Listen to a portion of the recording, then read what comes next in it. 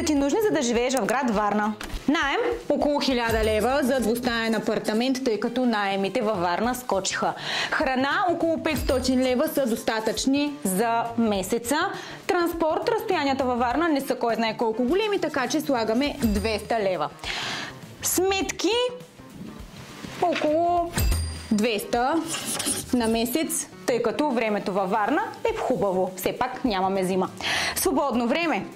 Шопинг около 300 лева на месец. Партита. Някои не ходим по такива, за съжаление, но около 100 лева, да речем. Вечери 150 лева, тъй като обичам да си похапвам. Фитнес, една мултиспорт карта, струва около 70 лева.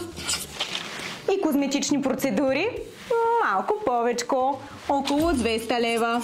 Ако търсите имот за покупка или за поднаем, може да се обърнете към мен, Надежда Баева.